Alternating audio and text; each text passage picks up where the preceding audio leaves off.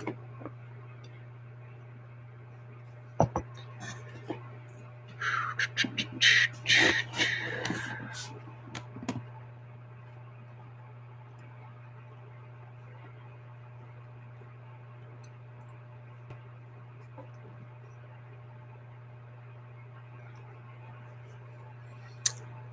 right, guys.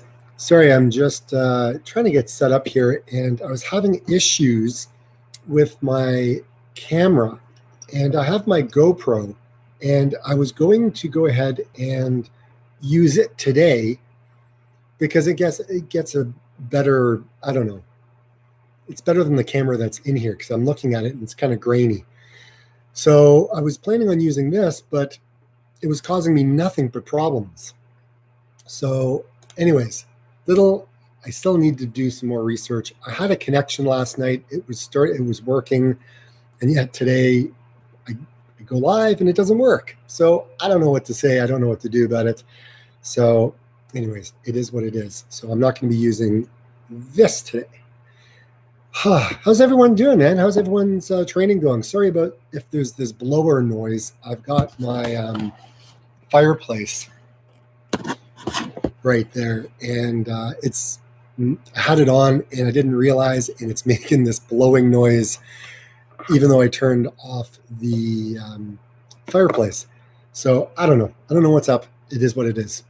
So hey, can all you guys, sorry about that, can all you guys hear me? Maybe just comment, let me know if you guys can hear me okay, just to make sure that I'm all good. And then we'll kind of dive into what's kind of going on. And I mean, we're getting close to next week, right? Next week, it's gonna happen. I'm gonna be. I just finished my run, guys. Literally, I just finished, and I just got home. No time for a shower, no time to eat. I'm literally tuning in right now, and yeah, we're just gonna dive in. I'm just gonna clean my screen. 1 second, guys, because it looks like it's a little smudged. Hold on 1 sec.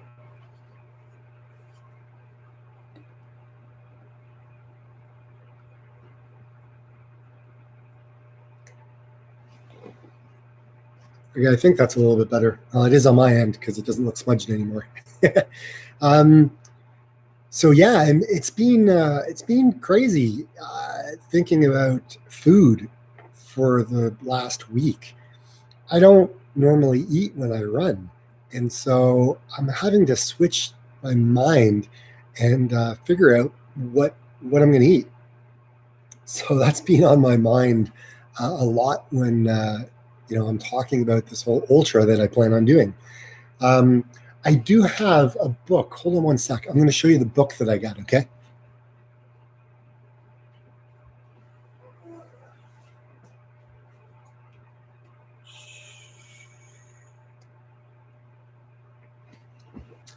So this book I bought, Feed Zone Portables. This book I bought 4 years ago, something like that. And I never really even opened it. And so, Brian, if you are watching this, thank you for reminding me, because there's so much great information in here. And this is, I mean, I could probably do about 10 videos just based on, information in this amazing book. And I don't know, man, it's going to be pretty crazy. But anyways, so how are things going with you guys? Like, what's going on with you? What's going on with your training? What's happening? Questions? Where are you all from? What's happened? All that kind of jazz, right? We're just kind of hanging out. We're chilling. Michael, yeah, so you can hear me. Okay, so that's awesome. That's very cool. Mud Dog is here. Thumbs up. Awesome. Can you talk more about ABT, overtraining? ABT. Maybe let me know what ABT.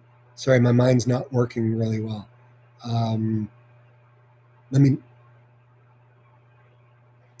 know what Anton, let me know what you mean by ABT. Is that I'm not too sure. But if you can expand on that, I will answer it best I can. And for anyone who's thinking, what the heck is Dave drinking? I'm drinking this drink here. I don't know if you can see it. There's the camera. But I bought this at Costco. I was showing properties the other day and I had to pick up toilet paper, just the general things that you buy at Costco. And I went in and they had this vegan smoothie. And I thought, hey, I'm going to try it. Anyways, it turned out really well. It's not bad. I don't know if anyone's ever tried this before. Michael, how's my training going for the ultra? Okay, I'm going to answer that in a 1 second, Michael. Chris, is giving yourself 3 beats over your MAF reasonable? I feel I'm checking my watch all the time. Yeah, Chris, absolutely. So in the video that I just posted this morning that maybe some of you have even watched, I talk about that. My watch is off by 6 beats. If I did it, like I just put my hand on my feel my pulse and I time it, or if I take it on my wrist and I time it, it is 6 beats different than what's on this, even with the delay. Okay, so even if I set it up so it's like, give me the information like immediately, it doesn't matter. I've tested it out with the nurse that came to my house, and it was off. So to answer your question, Chris, yeah, you know what? I wouldn't stress out so much about whether you go over 3. Okay, it's a number. So one thing that I have learned over the last year of running this way is don't stress out about it. There's no need to stress out about it. If you go higher, I mean, obviously you don't want to start going up like 10 beats higher, right? But if you're like, 3, even up to 5 beats, I would say you're going to be okay. It's not like you're redlining it or anything like that. However, you do want to make sure that you test out your watch. Also test out the strap, right? So if you have like a polar strap or, whatever chest strap that you have that you monitor your heart rate with, you will want to make sure that it is actually giving you the right information. So in a way, I kind of like tested analogly, right? And then test to make sure that the technology that you have is actually working. That to me is huge, because if it's not, then yeah, you're going to be questioning, okay, is it fine to go over 6 beats? Because, or 5 beats or 3 beats. So I really wouldn't really stress out about it. One thing that I would recommend is if you know that your heart rate is going to be going up. So when I start approaching a hill, I know that I need to buffer it. So I need to start slowing down a bit, because there's about 6 to 8 second delay on my watch. I need to like dial it back, and that way when I kind of go into the hill, I've already scaled it back, so I'm doing okay. So that way when I get to the top, I'm not 150 beats a minute, right? So I really do a good job of trying to figure out what my buffer zone is. And like I said, you're allowed 10 beats in your zone, right? So if it's like 130 to, if your maximum is 130, you're 120 to 130. You can run in that range, right? So I'm not going to say I always think about trying to keep it on the low end, but I do, but it always tends to go higher. So it's okay. Don't stress out about it. No big deal. Cheryl, hey Cheryl, how are you? Trying to do MAF method, fingers crossed. Hey, so that's cool. So how long have you been trying it out, right? Love to know. Hey Ryan, looks like we've got an ultra hard.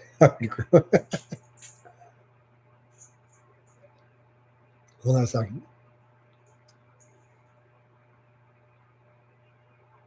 Beard. I don't know if it's an ultra beard. I mean, I did shave it off at the beginning of the pandemic, but I don't know. Maybe I'll just have my goatee for when I'm out there running.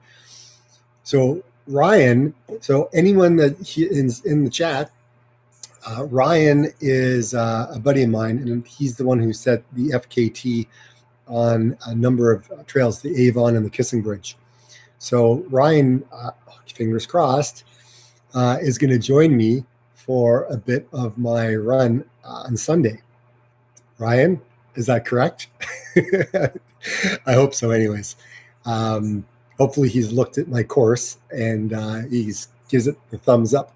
I tried to put it as much on trail as possible, but because I am like 9 kilometers from the trail, not all of my running can be done on the trail. So I've had to kind of factor that in.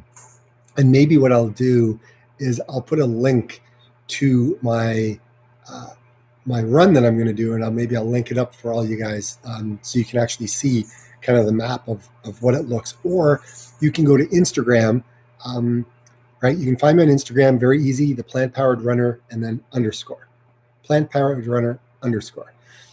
And you can see one of my images that's in there, which is my Boyne Valley 50 mile, and you can kind of see an overview of kind of where I'm going to be running and stuff like that. Thomas, what are your thoughts about running under 10 beats? You know what? Here's the thing. There's nothing to say that you can't run 10 beats under, right? I think at the beginning stages, that could be very, very, very beneficial for you, right? Because this is about health. Don't mind me, my cat's meowing like really loud. Hey. Crazy. So you can run 10 beats under, right? Just you can do that. But your results that you get may not grow as fast as you would hope, okay? But again, it all depends on where you are in your cycle of running, right? If you're at the beginning stages, you know what? Why not, right? Start off running, hiking, walking, and to figure out where your heart rate is just when you normally walk. So that way, when you do start running, you have some kind of frame of reference as to, where things are when you're walking and where they are when you run. And then you can start factoring in all kinds of other things. Like I haven't even talked about downhill running, but that's another number of things that you could actually go ahead and do. So anyways, to answer your question, yeah, 10 beats under, you can do that for a while. That's not a problem. I think that would be great if you're starting off. If you want to factor that in, if you're doing trail running, yeah, you could be 10 beats under as well, right? Because again, you're dealing with a lot of elevation, right? And it's just something to think about. But yeah, I would be, I'm okay with that, Thomas.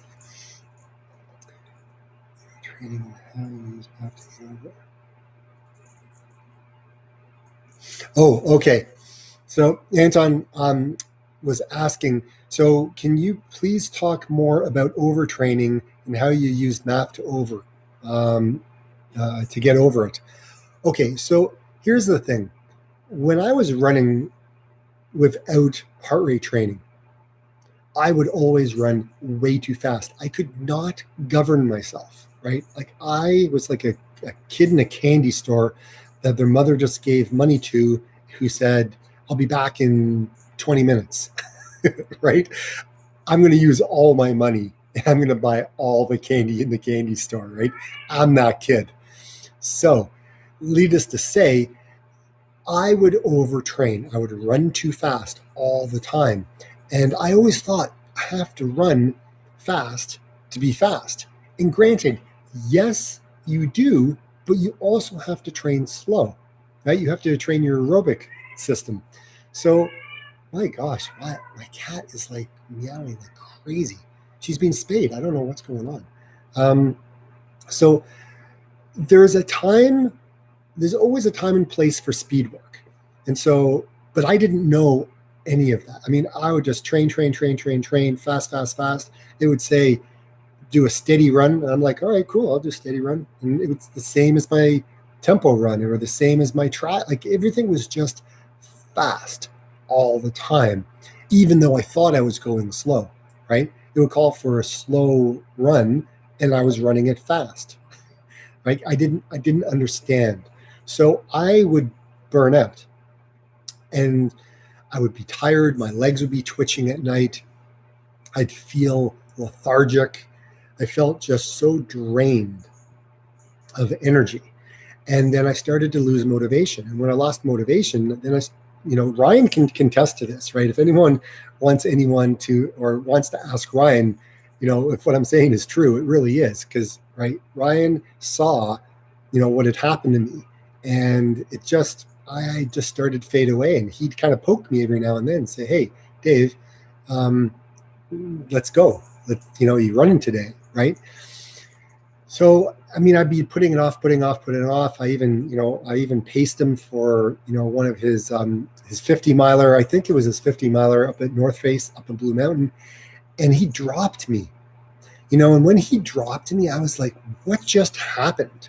Like Ryan just has run like, I don't know how many kilometers. It was crazy how far he'd gone. And then I paced him for I was supposed to pace him for 28, but, yeah, he dropped me. And I was like, I tripped on a branch or whatever. And then I couldn't catch up. And I'm like, Ryan, just go ahead. Just go. And so I realized at that time that, yeah, I was done. And I was very discouraged. And so I just kind of woke up one day and I said, you know what? Enough is enough. I have to start training differently. And MAF has been on my radar for years, right? Absolute years. So is Ultra. They were on for years. So I then turned around and said, hey, this is what I'm going to do. I'm not racing anything. I just need to back off and I'm going to do this.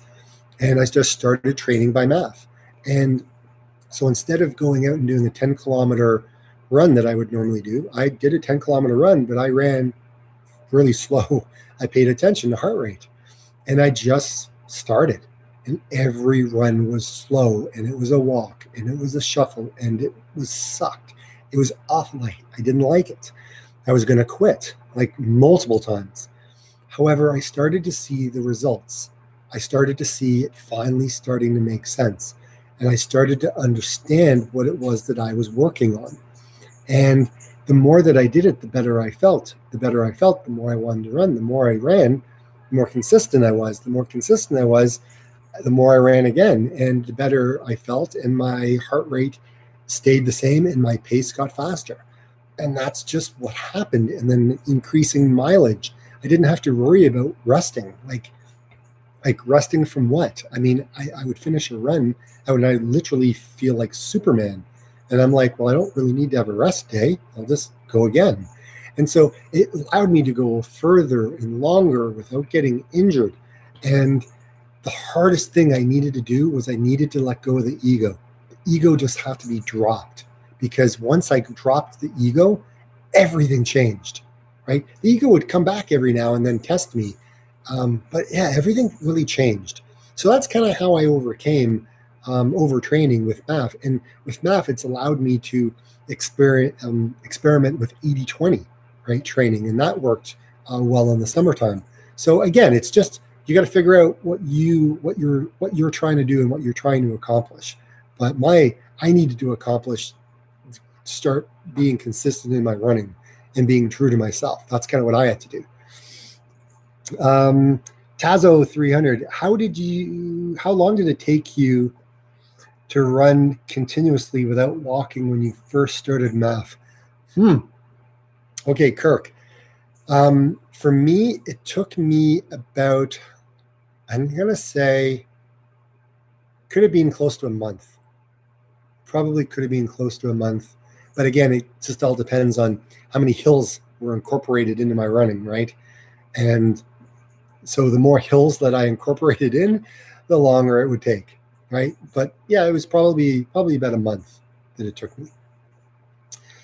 Thomas, thanks for the answer. I have been training MAF for over a year, so I guess I am now just worried that I'm running under 10-minute beats is just junk miles. If so, if so, I do a lot of junk miles. Look, I don't think they're junk miles. I think the junk miles are the gray zone when you start going over your MAF pace and you're in that gray zone. Like you're not training anaerobically, right? And you're not training MAF and you're not training in a tempo. That's more of the gray zone. That's more of the junk miles.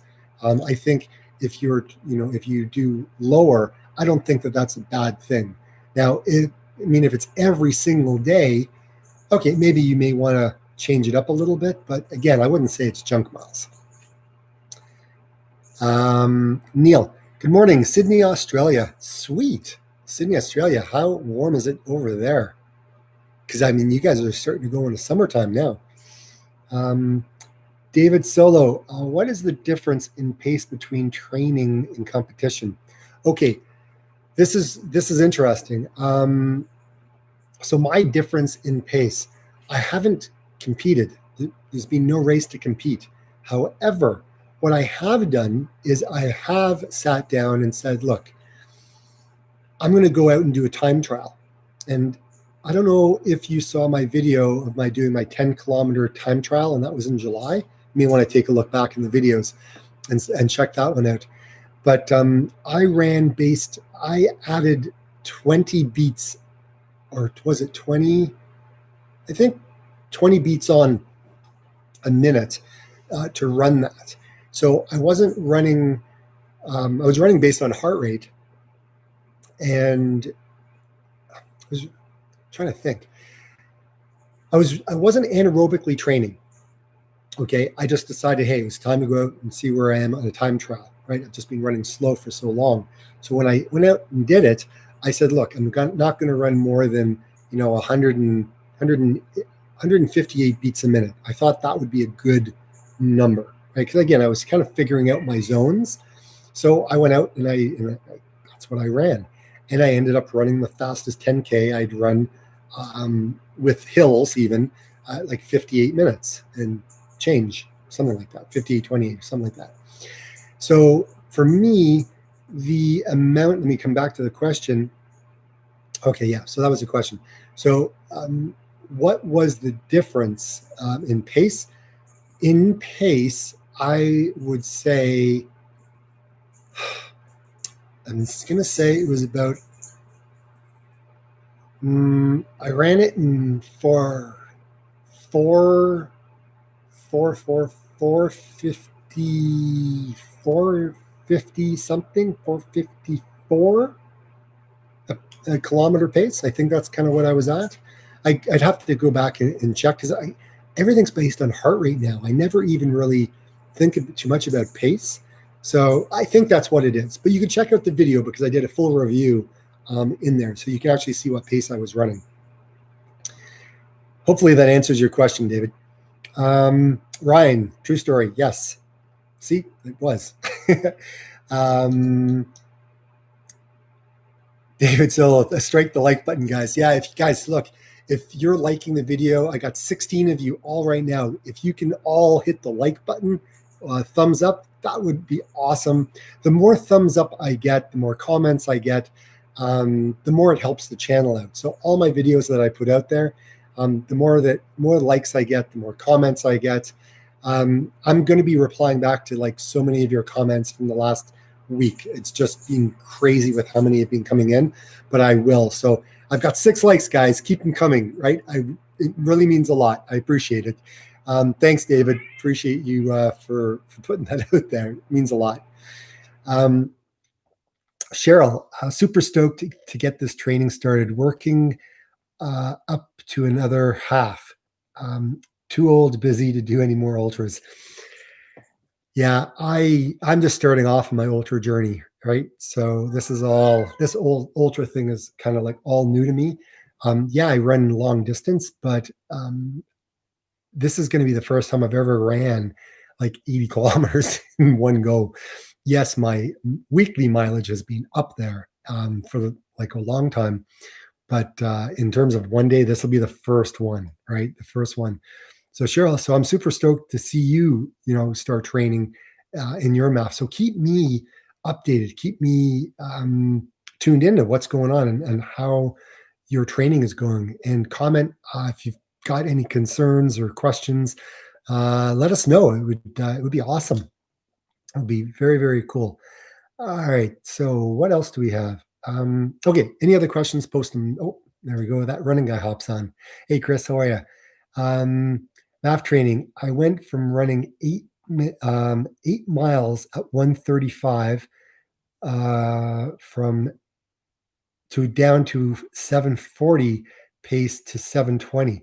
Very cool, Chris. It's amazing what people can achieve when they take on this whole method of running slow, right? Running in your aerobic zone, building up that engine. It's amazing what can be achieved. It's super impressive. And yes, it takes time. It takes time. And it's been a hard thing for me to turn around and say, heck, you know what? I'm just going to go out there and I'm just going to run it. And I don't care how long it's going to take, because the ego kicks in and you're like, oh, I just want to go fast. And then you want to give up and all that kind of stuff. But I look at it and go, look, we're in a pandemic right now, right? So there's not a whole lot of competition going on around the world. Yeah, there are a couple of races here and there. I'm basically staying away from any racing. I'm literally just building the engine. So when races come back and when COVID has kind of come back down and kind of gone away, or we got a vaccine or something and we're kind of back to a normal situation, competition comes back, I'm going to be racing. And I'm going to be so thankful that I started training this way a year ago, because right now I'm 1 year ahead of where I would have been if I didn't start. First off, I wouldn't be talking to you guys right now. Number one, I wouldn't have been motivated to even, just go out and run. So yeah, it's allowed me to do so much more with myself, right? When it comes to training. All right. So Ryan, what does your upcoming week of training look like leading up to the Boyne Valley 50 miler? Any tapering? Yeah. So this week, like I said, I just went out today and I ran, I think I'm about 106 kilometers for the week, right? Maybe whatever that's like 62 miles for the week. So I really brought it kind of really down, because last week I was up at like 140 some odd kilometers. So this is going to be taper week. I'm going to have just a couple of normal sessions. This is going to be probably Saturday. I'll probably be like a 5 kilometer shakeout run. And then kind of going backwards, there'll probably be, a couple of rest days kind of in there. Not too much, just because my legs feel good. Like even after today's run, they don't feel bad. That's the thing, right? When you run at such a low intensity, the recovery, there's not a whole lot of recovery from what? Like I'm not straining my body. And that's what it's come down to now. Now I'm able to go longer distances. I can run pretty much every day, which I have done. Yesterday I took a rest day for the first time in I think close to 3 weeks. And so yeah, there's not a whole lot of tapering, but there will be tapering. Obviously, this week there will be. Monday, I don't know, maybe 10K, 15K the next day. Like it's going to be low, like really low level. There may be one speed session in there, maybe on Wednesday, just to kind of get the leg turnover going. But yeah, it's amazing, training slowly, what it allows me to do during the rest week, right? So, but yeah, Ryan, there will be some tapering for sure, right? Just to kind of reduce that mileage. That's going to be the biggest thing for me, is just reducing the mileage. The intensity is not really there. It's just how much mileage I'm doing, right? That running guy, where are we here? Okay. So that running guy said, and his name is Chris, MAF training, it's also about learning how to control breathing and heart rate. Yeah, absolutely.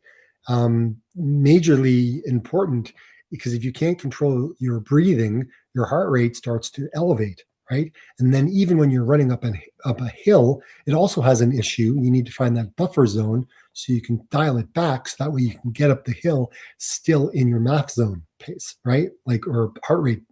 So absolutely, you need to really pay attention to that. And it just works, man. It just works. So, um, what is my pre-race meal? Pre-race.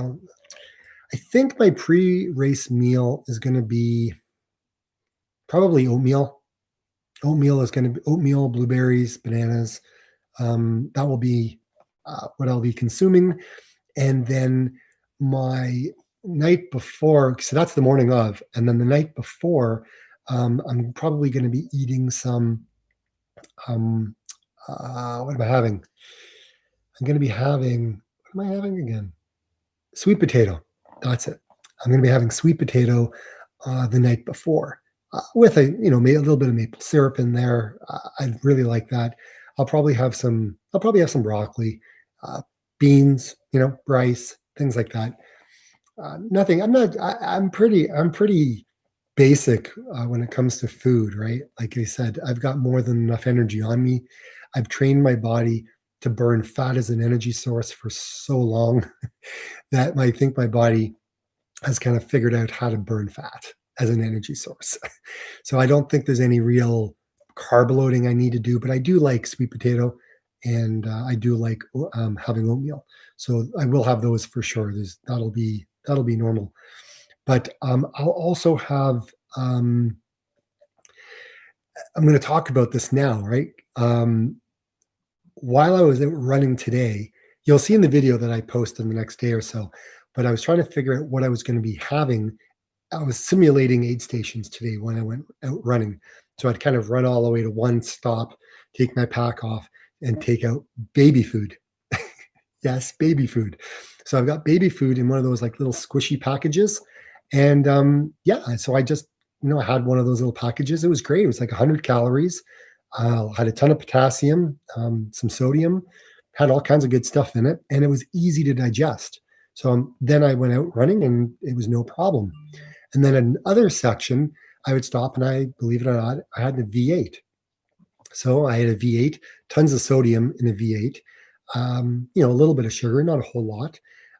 Potassium was in there as well. So it was great to actually be able to run with, certain things. I'm also going to be having boiled potatoes or microwaved potatoes dipped in salt. I'll have that spread out on the course as well. I'll also probably have some chips at a couple of locations because God knows I'll probably want it. I'll probably also be having, what am I going to be having? Kind of went out of my head here. I got some builder bars from Cliff. Cliff. Cliff bars. They're really good. I'll be having some of those. And then I'm also going to be making some stuff from this, right? Feed Zone Portables, right? There's a bunch of protein balls and things like that. This book is flipping fantastic. And man, it even tells you like stuff that they use to wrap it up with, recipes. It's an amazing book, right? Absolutely amazing. So I'll probably be making some like peanut butter balls, some dates. I'll also be taking Tailwind with me for electrolytes. I'll also be using Scratch energy as well. So those two will be in my water bottle. I'll have my pack with me. I'll have my water flasks. I'll have my bladder in the back. And then I'll have water stations throughout the course, right? So I'll be dropping those at different locations. So I'll be doing that as well. So I think I've kind of got all the nutrition and aid station kind of thing kind of ready.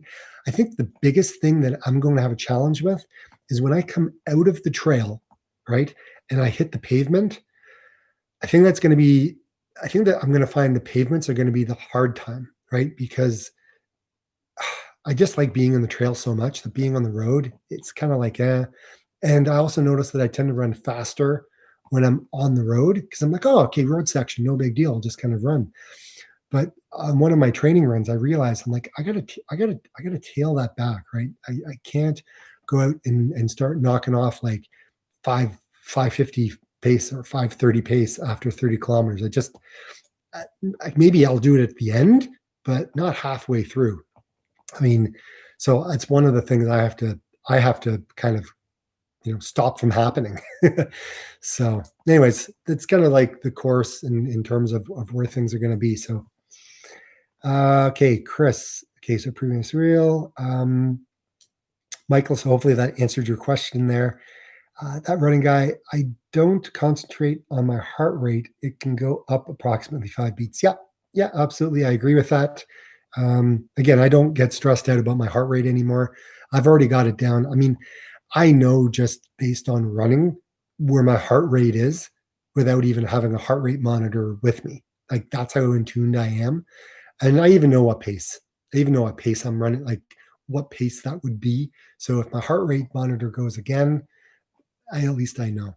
But well, whether or not I would run that slow without having heart rate, that's a whole other story. It's like the kid in the candy store situation that I mentioned earlier. Nanda says, how improve respiratory system while running? I felt heavy breathing when maintaining pace of 5 or 6:15. Okay, so I would look at your heart rate, right? The only reason that you're breathing hard is because your heart rate is elevated. If your heart rate is lower, you're not going to be breathing so hard.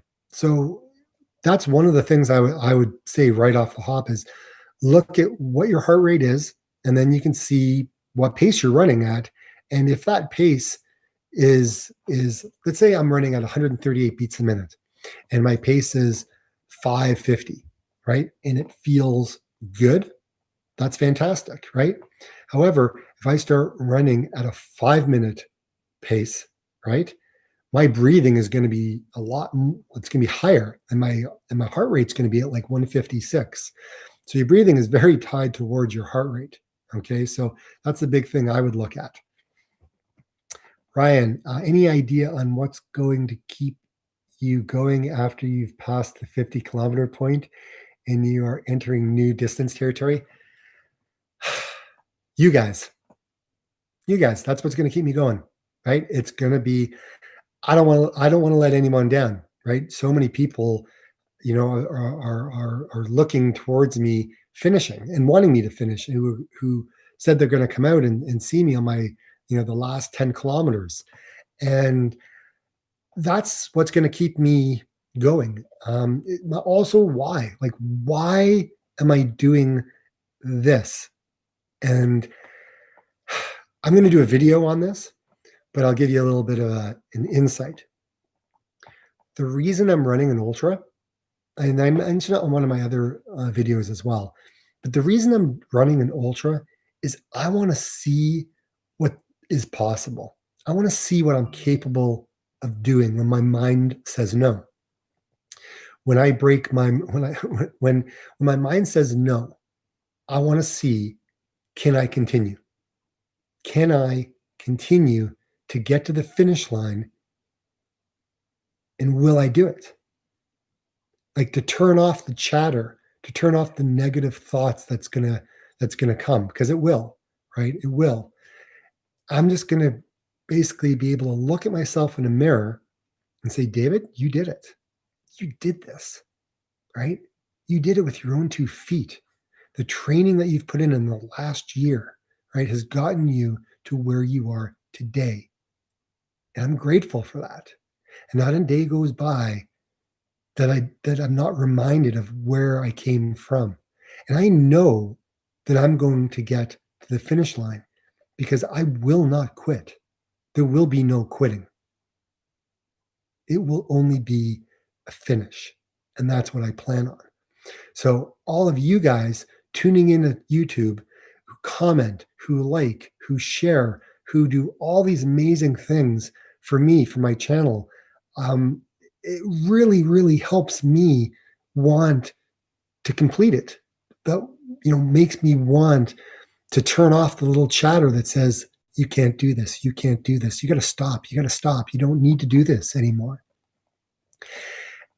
I plan on finishing, and there will be nothing else short of success, right? Because that's what push is, right? It's persistence, right? You want to get to that success, right? And if you turn off this, anything is possible.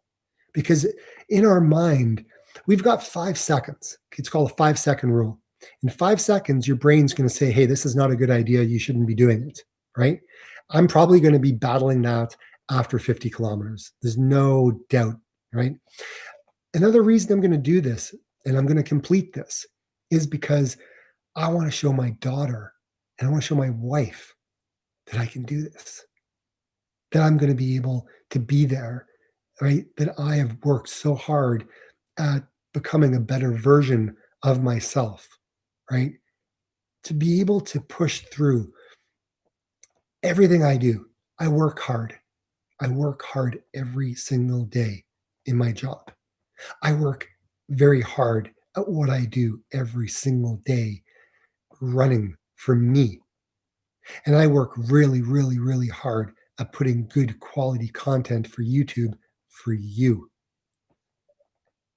I work hard. I play hard. And then we're all going to party the hardest. Like the Ginger Runner says, when we get to the end of this finish line, man, it's going to happen. It's going to work out. And yes, there's going to be low points. Yes, there's going to be a lot of emotional moments. I know that, right? I just want to get to the end and say, look, anybody can do this. I am not special. I'm just some dude who decided I'm going to run a long distance, right? Anybody can do this if you have a big enough why. And I have enough whys to endure anyhow. I do, and I will make it to the finish line. So it's going to be epic. I'm super, super pumped. So hopefully that answers your question, Ryan. And knowing that you're going to be there to help when I need you. Any music requests? I'm going to say anything. I mean, you've heard some of the music that I played when Kurt was running his ultra. Anything super pump, like just get me up and going, right? Something I can sing along with. Top 40 is always good. Yeah, I don't know. Anything like that. I mean, I think we have a pretty much good taste of music. You kind of already know what I like. You know what I may do? I may actually download my 2 songs from my videos that I put, like Larger Than Life is one of those songs. And there's another one that is at the end of my video. Everyone watched today's video to the end, and you hear the song at the very end. Okay, that's another one that I can put in there as well. But yeah, no, anything that I can sing along with would be great. Hey, Brian, thanks. Okay, so everybody. Okay, Brian, hold on a second. Nobody go anywhere. Brian, thanks, buddy. So I had this book from 4 years ago, and I dug it out because because the email you sent me, right? Brian Walters, right there. He sent me an email, and this was one of the books that he recommended, and I had it in my basement from 4 years ago. So very cool. Yes, I've been reading it, and a lot of great information in it, and I've tried a few things out of it. So it's been very, very cool.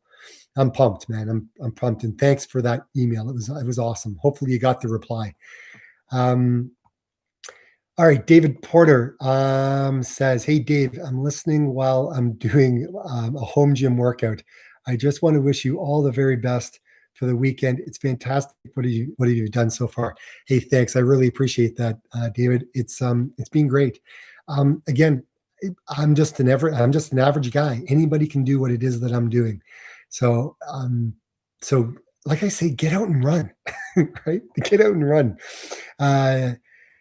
Tazo 300 Kirk says, do you find any specific breathing techniques that helps you run farther and better during a MAF run? Yes, there are a number of things that I do. I tend to breathe through my nose a little bit. Not all the time, but for at least a minute, at least a little bit at the beginning. Like, so when my watch goes off, buzz, then I start breathing through my nose, and right. So in through the nose, out through the mouth, in through the nose, out through the mouth. And I'll tell you, it's hard when you've got boogers and stuff coming out of your nose, man. I'll tell you that right now. So just have something with you so you can blow your nose if you plan on doing this. The other thing I also noticed that worked out really well was just doing a couple of short breaths in, like, right? Even do 3, right? That's helped me as well. So the other thing that's helped with me with this is not clenching my fists and having them very loose. And when I'm running up a hill, I tend to let my arms go down and just kind of like hang next to me. Like I don't have them up here when I let them down, and I just kind of run, and I try to keep the tension off my shoulders. I found those things very helpful when I'm dealing with trying to keep my heart rate lower. So hopefully that helps you out. Ananda, thank you, Mr. David, for answer. Does hard breathing due to heart rate is high? I am right. So I should try to start MAF training steps. I hope MAF help me. Thank you again. Good night. Okay. I'm glad that the answer was helpful for sure. Thanks for commenting. I know it's hard trying to write in different languages and wherever you're coming from. So I know that can be a challenge for everybody, but I understand exactly what you're talking about. And yeah, so basically heart rate training, man. Heart rate training all the way. Don't worry about pace. Time on your feet and heart rate. That's all you need to pay attention to when you train for MAF. That's it. It's not rocket science. So you can do it. And if you have any other questions, just comment below and let me know. Thomas Jackson, do you find that when your max rate reduces, the more you do MAF? I struggle to get over 160 beats these days. It's interesting. I've been noticing that my heart rate, yeah, to answer your question, yes. I had to think about that for a minute. I had a moment. Yes, I find that I struggle to get up into those higher, like 170s, like the high 170s, like because my heart rate can go up to 180, but even getting it to 180 is like a challenge. So yeah, like I don't know. My body's just become so used to running the way I'm running, and I'm getting faster because of it. So yeah, it's an interesting process, that's for sure. Brian, for me, belly breathing is helpful when the heart rate climbs. Yes, nice big deep breathing, right? Right, bringing in that the diaphragm. Just get that big deep breath in, and then letting it out. Very, very helpful, I find as well. I'm with you. I'm with you all, guys. So yeah, so exciting times coming up. So on next Sunday, obviously, I'm not going to be able to go Facebook Live, right? For next Sunday. It's just not going to happen because I'm going to be running. And the longest I've ever run was 50 kilometers that was last November when I did my first ultra. Again, self-imposed over at Island Lake. And that was crazy. I didn't film anything. I didn't record. I didn't do anything. I just ran with a buddy of mine. So really excited for this one. But again, I'm going to be time on feet. So people have asked, like, how long do you think it's going to take me? I'm going to say if I finish it in 10 hours, that's like an A goal. Okay. If I finish in 12 hours, that's a nice B goal. And if I finish in whatever time after that, that's a good C goal. The main thing is that I finish. Okay. But you all know me and you know that there will be some competition going on in my head. So I will be looking at my time splits. I will be looking to see where I'm at. Now, the other thing that people have asked me is, will I be running based on MAF heart rate, right? Will I be running thinking about my MAF heart rate? And the answer is yes, I will pay attention to that. Will I be paying attention to it like in the latter stages of it? Probably. I have a couple of ideas for my last 20 kilometers. So, but I'm not going to say it. I'm not going to say anything now about it. I'll have to wait. I'll have to wait for the video that I'll put out on that. All right. So what am I going to answer here? Okay, P-Clad. I'm living somewhere very good. Route is up long. Okay, He's living in an area where there's long, steep hills. There's many long down. Heart rate is obviously tough to keep up or down for large parts of MAF run. Any thoughts on impact on running of that? Yes. So what you can do, you can actually hike up the hill, and then boom, you can run the downhills. And you can do downhill running at MAF. Not a problem, right? Phil Maffetone talks about that. So running down hills, no problem. And then hike the uphills, right? Run the downhills, hike the uphills. And that would be really good if you live in a very hilly terrain. I would encourage it. It's basically like trail running, right? Up, down, up, down, up, down, up, down, up, down. I mean, it's crazy. But yeah, absolutely. I would certainly think about that. Okay. Okay, guys, look, I'm going to wrap it up. We've been 50 minutes here, unless anyone else has got any questions. Thanks so much for tuning in. Really appreciate it. And just watch today's video. A lot of great helpful tips. And until next week, I hope your running goes amazing. Ryan, text me because we need to talk. And everyone else, I wish you all the best in your training. Thanks for commenting, for hopping in here, and for asking all these questions. It means a lot. I'm very helpful. I'm very grateful that I can help you in all of your training. And stay tuned. There's going to be a lot more videos coming out, guys. Find me on Instagram. Very, very easy to find. And we'll chat later. Bye, everyone. Take care. See ya. Get out and run. Bye, everyone.